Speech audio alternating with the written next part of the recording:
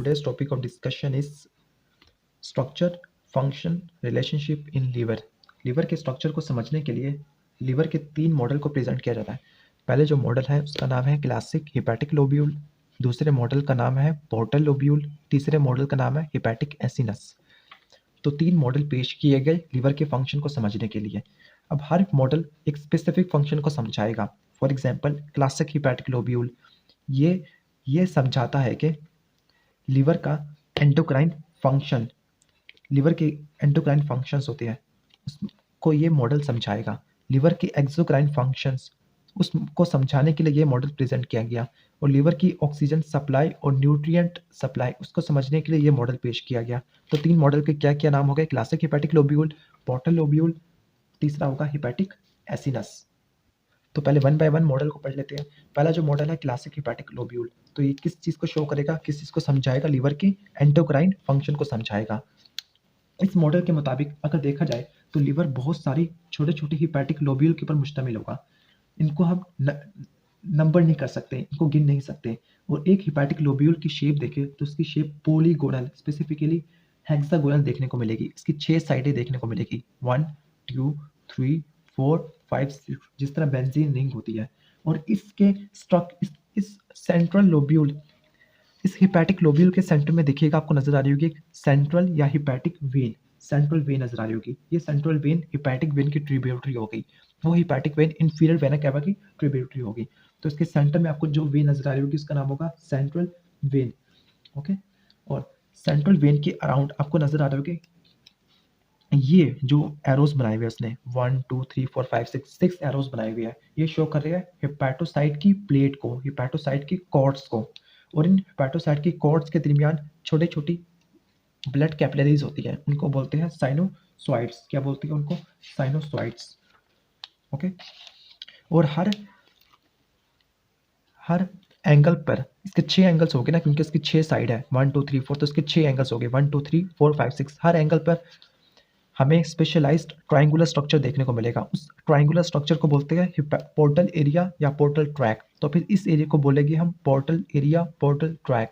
इस portal area या portal track के अंदर 3 स्ट्रक्चर्स देखने को मिलेंगे। पहला जो स्ट्रक्चर होगा उसको बोलेंगे हम बाइल डक्ट या बाइल डक्ट्यूल, दूसरे स्ट्रक्चर को बोलेंगे हम पोर्टल वेन या पोर्टल वेन्यूल, तीसरा होगा हिपैटिक आर्टरियोल, जो कि हिपैटिक आर्टरी प्रॉपर की ब्रांचिंग से बना होगा। ओके, तो इस स्ट्रक्चर को या फिर इस मॉडल को बोलते हैं क्लासिक हिपैटिक लोब्यूल। और ये किस चीज को समझाने के लिए प्रेजेंट किया गया? लिवर की एंडोक्राइन फंक्शन को। इसकी शेप क्या है देखिएगा, इसकी शेप होगी प्रिज्म शेप कैलर या फिर पोलीगोनल। अब दूसरा मॉडल पेश किया गया, उसका नाम है पोर्टल लोब्यूल। इस मॉडल के मुताबिक देखा जाए तो फिर ये मॉडल लिवर के एक्सोक्राइन फंक्शन को दिखाएगा। और एक पोर्टल लोब्यूल होगा, पोर्टल लोब्यूल की शेप होगी ट्राइंगुलर। ट्राइंगुलर इस तरह से होगी कि इसके सेंटर में पोर्टल एरिया या फिर पोर्टल ट्रैक होगा। इसके सेंटर में क्या होगा? पोर्टल एरिया या पोर्टल ट्रैक।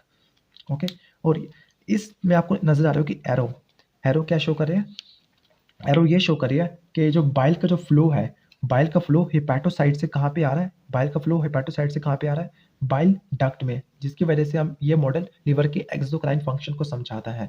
अब तीसरा मॉडल पेश किया गया, उसका नाम है हिपैटिक एसिनस। कौन सा मॉडल है? Hepatic acinus. तो तीसरा मॉडल है हिपैटिक एसिनस। ये लिवर की ऑक्सीजनेशन को रिप्रेजेंट कर रहा है। और इस मॉडल में देखिएगा, इस मॉडल में देखिएगा आपको रेड लाइंस शो हो रही है। रेड लाइंस शो कर रही है ऑक्सीजनेटेड ब्लड को, जो ब्लू लाइन थी वो डीऑक्सीजनेटेड ब्लड को शो कर रही है। जो तमाम ब्लड होता है हिपैटिक आर्टरी का और पोर्टल वेन का, इसका ब्लड आना होता है सेंट्रल वेन में, यहाँ पे आके ब्लड मिक्स हो जाएगा।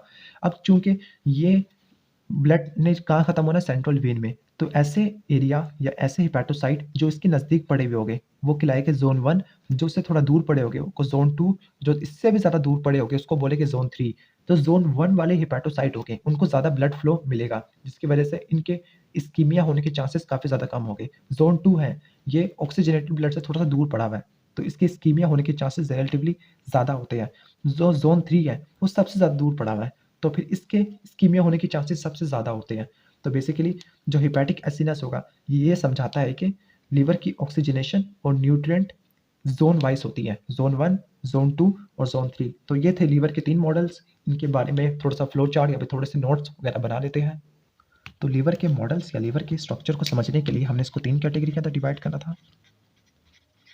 3 मॉडल में। पहला जो मॉडल है उसको बोलते हैं हम क्लासिक हिपैटिक लोब्यूल, दूसरे को बोलते हैं पोर्टल लोब्यूल और तीसरे को बोलते हैं हम हिपैटिक एसिनस। तो पहले को क्या बोलते हैं? क्लासिकल हिपैटिक लोब्यूल,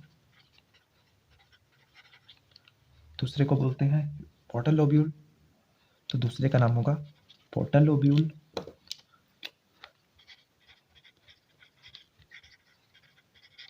तीसरे का नाम होगा हिपैटिक एसिनस, हिपैटिक एसिनस।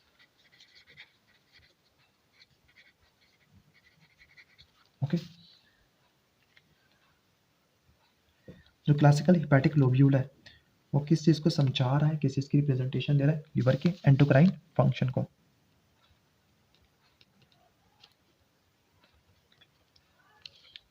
ये क्यों प्रेजेंटेशन दे रहा है? क्योंकि जो हिपैटोसाइट, जो ब्लड है वो हिपैटोसाइट से होता हुआ कहाँ पे जा रहा है? सेंट्रल वेन की तरफ। ओके, तो ब्लड का जो फ्लो है या ब्लड जो जा रहा है वो हिपैटोसाइट से होता हुआ कहाँ पे जा रहा है? सेंट्रल वेन में।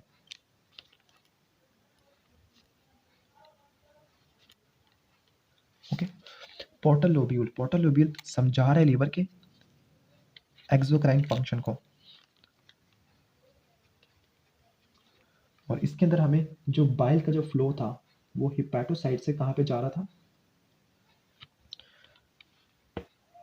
बाइल डक्ट की तरफ। तो bile flow from hepatocyte to bile duct. और जो हिपैटिक एसिनस था वो ये समझा रहा था ऑक्सीजनेशन या फिर ऑक्सीजन और न्यूट्रिएंट कंटेंट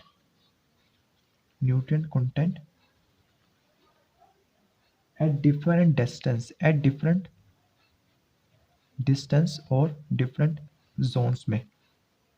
और बेसिकली यहाँ पर कितने जोन बनते थे? 3, 1, 2 और 3 जोन्स। ओके, तो क्लासिक हिपैटिक लोब्यूल है, इसकी शेप हम जनरली कह सकते हैं, इसकी शेप थी वो पॉलीगोनल थी, पॉलीगोनल। ओके, तो पोर्टल लोब्यूल है, उसकी शेप हम कह सकते हैं कि ये ट्राइंगुलर होता है, और जो हेपेटिक एसिनस था ये ओवाइड शेप।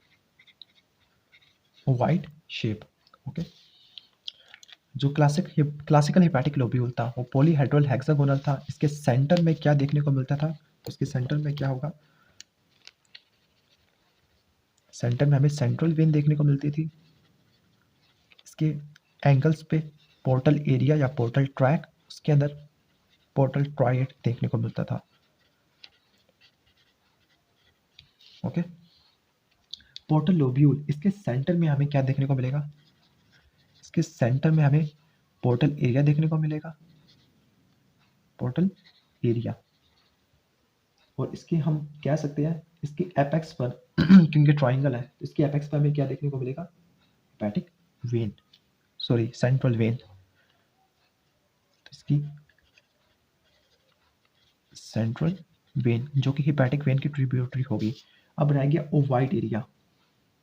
यहाँ पे बेसिकली हमें 2 एक्सिस देखने को मिलते हैं, एक लॉन्ग एक्सिस, दूसरा होगा शॉर्ट एक्सिस। जो लॉन्ग एक्सिस होगा वो असल में लाइन अगर हम ड्रा करें 2 सेंट्रल वेन के दरमियान तो लॉन्ग एक्सिस तब बनता है। तो लाइन बिटवीन 2 सेंट्रल वेन्स जो साथ ही होगी, जबकि शॉर्ट एक्सिस इसका इस तरह से बनेगा कि अगर आप लाइन ड्रा करें एडजेसेंट पोर्टल ट्रायड के दरमियान या पोर्टल एरिया के दरमियान, तब बनेगा short axis to portal track. Okay, तो मैं आपको इस डायग्राम से समझा देता हूँ। ये आपको नजर आ रहा होगा ओवाइड शेप। तो इस ओवाइड शेप का जो लॉन्ग एक्सिस होगा ये इसका लॉन्ग एक्सिस है। तो लॉन्ग एक्सिस को देखने के लिए हमने 2 सेंट्रल वेन का सहारा लिया, एक ये वाली सेंट्रल वेन और एक ये वाली सेंट्रल वेन। इन दोनों को मिला दो तो फिर क्या बनेगा? Long axis. और 2 पोर्टल एरिया को मैंने सिलेक्ट किया, ये पोर्टल एरिया या फिर पोर्टल ट्रैक होंगे, इन दोनों को मिला दो तो बनेगा शॉर्ट एक्सिस। ओके, तो इसी शॉर्ट एक्सिस में हमें पोर्टल वेन और हिपैटिक आर्टरी की डिस्ट्रीब्यूटिंग ब्रांचेस देखने को मिलेगी। तो ये तो हो गया लीवर के 3 इंपॉर्टेंट मॉडल्स। उम्मीद है कि आपको अच्छी तरह समझ आए होंगे। अब यहाँ पे देख लेते हैं जो है हिपैटिक एसिनस जो समझा रहा था ऑक्सीजन और न्यूट्रिएंट सप्लाई, इसने 3 ज़ोन्स बना दिए हैं। तो पहले उन ज़ोन्स को पढ़ लेते हैं, उन ज़ोन्स को कंपेयर कर लेते हैं। Zone 1, zone 2, zone 3। ज़ोन 1 को हम कह सकते हैं इनर मोस्ट ज़ोन, जो सबसे नज़दीक होगा। ये होगा इंटरमीडिएट। ये वाला जो ज़ोन होगा वो होगा आउटर मोस्ट।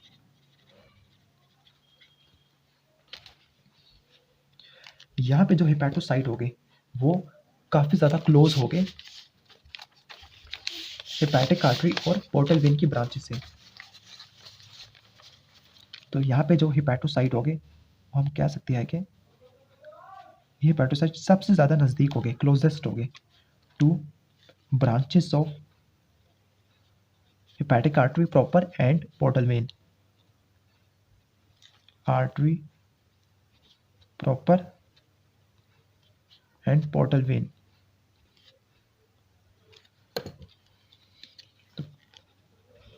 जो इंटरमीडिएट जोन है ये इंटरमीडिएट डिस्टेंस पे हो गए,